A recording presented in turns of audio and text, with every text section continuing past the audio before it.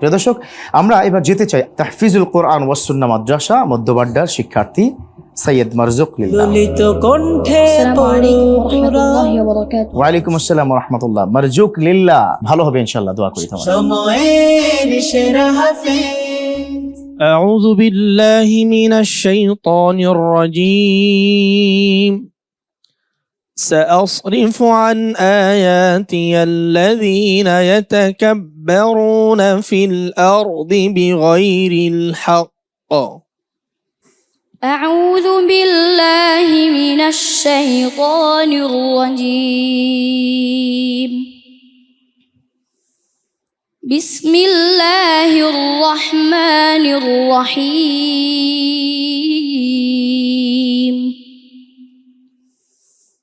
سأصرف عن آياتي الذين يتكبرون في الأرض بغير الحق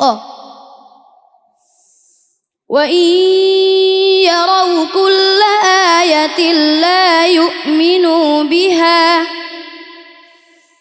وإن يروا سبيل الرشد لا يتخذوه سبيلا وإن يروا سبيل الغي يتخذوه سبيلا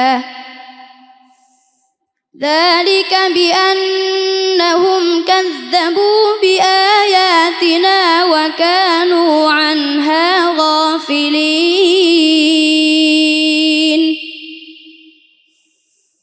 والذين كذبوا بآياتنا ولقاء الآخرة حبطت أعمالهم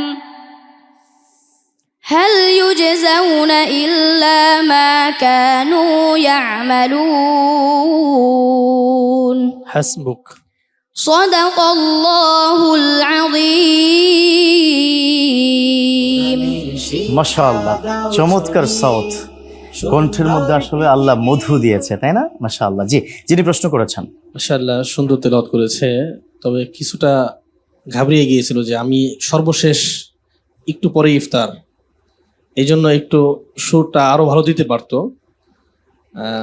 তো আলহামদুলিল্লাহ অনেক সুন্দর হয়েছে, সামনে আর একটু সাহস নিয়ে পড়লে আরো সুন্দর হবে ইনশাল্লাহ। ইনশাল্লাহ, নিশ্চয়ই।